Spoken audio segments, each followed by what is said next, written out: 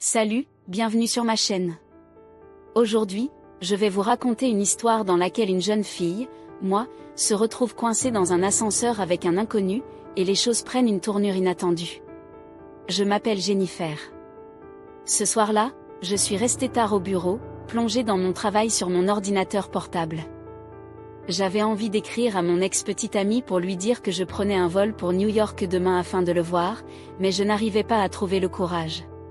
Finalement, quand le dernier employé a quitté le bureau, j'ai éteint mon ordinateur sans lui envoyer de message. J'ai pris le cadeau que j'avais acheté pour Derek, mon téléphone, et je me suis dirigée vers les ascenseurs. L'inconnu, de son côté, était aussi pressé de quitter l'immeuble. Il a fait un saut aux toilettes avant de se rendre aux ascenseurs. Lui, il travaille au 42e étage et moi au 49e. Nous avons appuyé presque simultanément sur le bouton de l'ascenseur, et il est entré le premier. Puis l'ascenseur s'est arrêté à mon étage pour que je monte à mon tour. Alors, que nous descenions, nous avons échangé quelques mots. Il m'a montré un dessin sur un des murs de l'ascenseur représentant un homme enfermé dans une boîte dont il ne pouvait pas sortir. Quand l'ascenseur est descendu jusqu'au sous-sol, il s'est arrêté brusquement. Lui et moi étions perplexes. Nous avons essayé d'appeler à l'aide, mais personne ne répondait et nos téléphones n'avaient aucun signal. Dans le sous-sol, un long week-end de vacances avec la Saint-Valentin en plus nous attendait. Si nous ne sortions pas aujourd'hui, nous serions piégés ici pendant plusieurs jours. J'étais nerveuse, car je devais prendre l'avion. Après avoir discuté de la situation, nous avons compris que personne ne viendrait nous chercher et qu'il faudrait se débrouiller par nous-mêmes. Il a essayé d'ouvrir les portes en forçant, mais rien n'a bougé. Nous avons ensuite tenté, tour à tour, de soulever les panneaux du plafond de l'ascenseur, mais sans succès. Finalement, nous avons décidé d'attendre. J'avais soif, il m'a proposé son eau ou le vin qu'il avait emporté du bureau. Après quelques petites chamailleries, j'ai accepté l'eau. Je buvais, et au bout d'un moment, je devais aller aux toilettes. Cela faisait 4 heures que nous étions coincés et je continuais à me retenir pour ne pas me soulager devant un inconnu. Il m'a suggéré d'utiliser un thermos que j'avais dans mon sac. J'ai résisté, mais j'ai fini par accepter quand il m'a promis de ne pas regarder et de se boucher les oreilles. Pour passer le temps, nous avons discuté de tout et de rien et mangé des bonbons que j'avais pris au bureau. En parlant, nous avons réalisé que nos vies n'allaient pas si bien que ça avant cette aventure. Nous avons finalement décidé d'ouvrir la bouteille de vin pour nous remonter le moral. Heureusement, nous avions tous les deux un tire-bouchon dans nos sacs. Nous avons partagé nos histoires de vie et puis, pour nous divertir, nous avons sorti un papier et des stylos pour nous dessiner l'un l'autre. À un moment donné, il m'a avoué qu'il m'avait vu plusieurs fois dans l'immeuble et qu'il m'aimait bien. Il était très charmant, attentionné et j'ai commencé à l'apprécier de plus en plus. Nos échanges chaleureux ont été interrompus par un bruit à l'extérieur. On aurait dit le gardien qui faisait sa ronde, mais comme d'habitude, nos appels sont restés sans réponse. Son dessin était assez réussi, mais le mien le représentait avec des crocs et une bouteille à la main. Je voulais plaisanter le dessus, mais j'ai eu soudain peur qu'il se sente offensé. Au contraire, il a trouvé la caricature amusante. J'ai sorti mon téléphone pour prendre une photo de son dessin et lui ai promis que si nous sortions vivants d'ici, j'en ferais ma photo de profil sur mes réseaux sociaux. Nous avons échangé sur ce que nous aimerions manger, car nous commencions à avoir sérieusement faim. Puis, nous avons pris un selfie ensemble. Il m'a suggéré de parler de quelque chose d'intéressant pour éviter l'ennui. Parmi les sujets qu'il a proposés, il y avait le sexe. J'ai accepté d'en discuter, mais j'avais envie de rendre la conversation plus intrigante. Mon téléphone, toujours en main, m'a donné une idée. J'ai lancé l'enregistrement de la caméra et lui ai demandé où il avait eu son expérience sexuelle la plus inhabituelle. Il était embarrassé. Alors, j'ai pris les devants en racontant mes aventures dans une bibliothèque. Puis, j'ai dirigé la caméra vers lui et il a avoué que rien de tel ne lui était jamais arrivé. Je l'ai alors encouragé à inventer une histoire et il a raconté une scène érotique avec une fille dans une voiture. Nos regards se sont croisés et l'attirance est devenue palpable.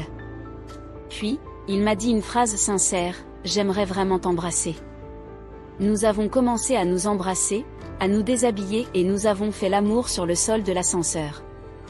Dans l'intimité oppressante de cet ascenseur bloqué, j'ai senti mes émotions monter en moi, presque incontrôlables. Nos regards se sont croisés et un frisson électrique a traversé mon corps, illuminant cet espace exigu d'une intensité nouvelle. Lentement, nos mains se sont cherchées, d'abord timides, puis se sont entrelacées avec une chaleur brûlante. Chaque mouvement, chaque souffle était une danse silencieuse, un langage secret que nous partagions.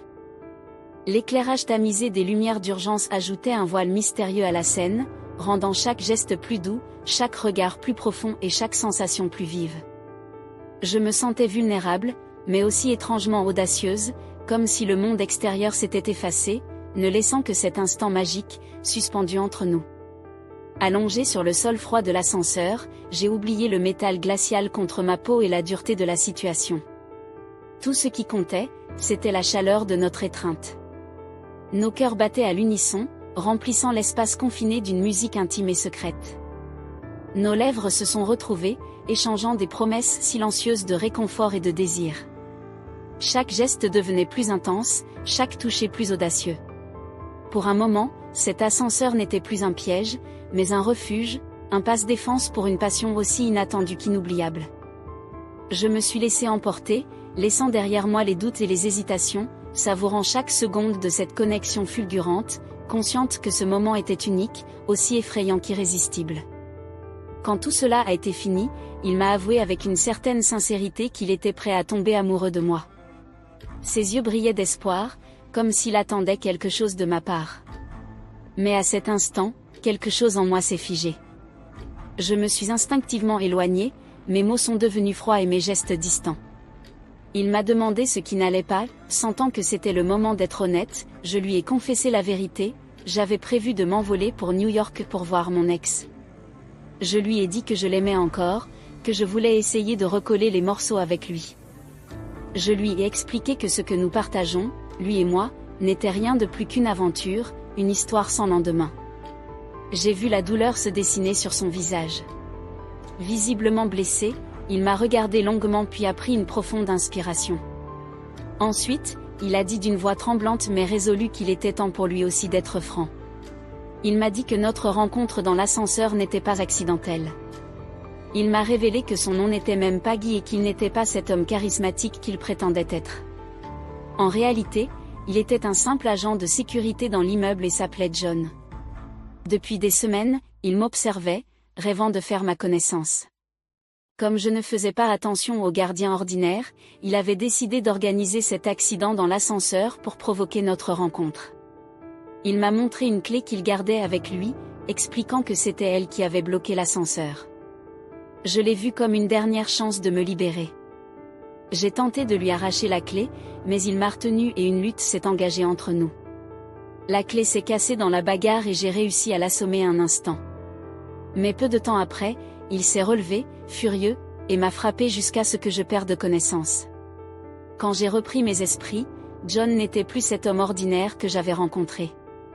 Il semblait transformé, devenu une véritable caricature de la jalousie et de la rage. Dans un accès de folie, il a commencé à fouiller dans mon sac, trouvant le cadeau que j'avais acheté pour Derek, et s'est mis à le fumer comme un cigare. Je tremblais de peur, piégé sans aucun moyen de m'échapper. Soudain, il a remarqué que les panneaux du plafond n'étaient pas bien fixés et qu'ils pouvaient être retirés. Il m'a demandé de l'aider à monter, promettant de nous libérer. Je lui ai menti, prétendant que je n'avais pas assez de force. Il m'a proposé de m'aider à grimper en premier, en me jurant que je reviendrais le chercher dès que j'aurais réussi à m'extraire de l'ascenseur. Je me suis retournée, sans hésiter, je lui ai fait un doigt d'honneur avant de m'enfuir. Son cri de rage résonnait derrière moi alors qu'il parvenait finalement à se hisser lui aussi hors de l'ascenseur. Il s'est mis à me poursuivre, furieux. Quand il m'a rattrapé, une autre bagarre s'est engagée. Dans un dernier effort désespéré, j'ai essayé d'attirer l'attention en allumant un feu dans le couvercle de mon thermos, mais le système anti-incendie s'est activé, éteignant les flammes avant que qui que ce soit ne puisse remarquer quoi que ce soit. Dans la confusion, j'ai réussi à l'attacher avec tout ce que je pouvais trouver. Désespéré, j'ai pensé à utiliser les ciseaux à cigare pour le menacer. Je lui ai ordonné de tout avouer, de reconnaître devant la caméra de mon téléphone qui m'avait piégé, qui m'avait retenu ici contre ma volonté. Terrifié à l'idée de perdre une partie de son corps, il a tout avoué, il a confessé ses mensonges, ses manipulations et même son passé, comment il avait été en prison pour un accident qui avait coûté la vie à son ex-petite amie et comment il avait pris ce travail de sécurité après sa libération.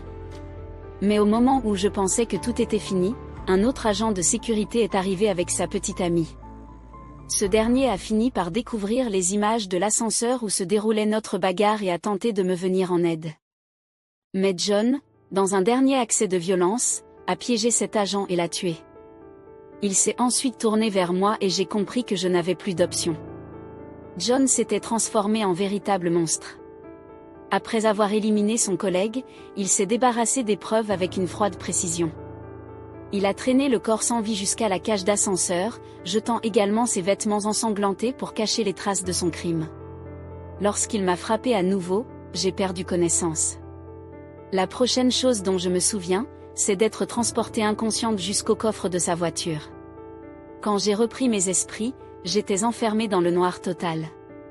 Tout ce que j'entendais, c'était le bruit sourd du moteur et la route qui défilait sous nous. La panique m'a submergée, mais je savais que je devais garder mon calme. John semblait étrangement détendu. Lorsqu'il s'est finalement arrêté quelque part au milieu de nulle part, il est descendu de la voiture et est allé jeter mes affaires dans une poubelle au loin. Il croyait que j'étais morte. Cette idée me donnait un avantage, une chance. Alors, quand il a ouvert le coffre pour vérifier, j'ai bondi. Je l'ai frappé avec un bidon d'essence que j'avais trouvé dans le coffre, puis j'ai sauté à l'avant de la voiture, allumant le moteur dans un mouvement frénétique. Le véhicule a démarré et j'ai appuyé sur l'accélérateur, essayant de mettre autant de distance que possible entre nous. Mais alors que j'arrivais au bout de l'allée, la voiture a calé. Je n'avais plus d'essence. À l'arrière, John m'avait vu et il s'approchait déjà, un rictus dément sur le visage. Il n'y avait nulle part où fuir. Désespéré, j'ai inversé la marche et accéléré en sa direction. L'allée était étroite, il n'avait nulle part où aller. Juste avant l'impact, il a plongé dans la grande poubelle, évitant de justesse les pneus. Je suis sorti du véhicule pour m'assurer qu'il était bien piégé là, parmi les ordures, couvert d'essence et immobilisé. Il me regardait avec un mélange de rage et de terreur. Je me suis avancé, calme et déterminé, en sortant le cigare qu'il avait pris plus tôt et en l'allumant. Je l'ai fixé un long moment, savourant cet instant de victoire. Sans un mot, je me suis retournée et j'ai jeté le cigare dans la poubelle. Les flammes ont jailli aussitôt, engloutissant John avec elles.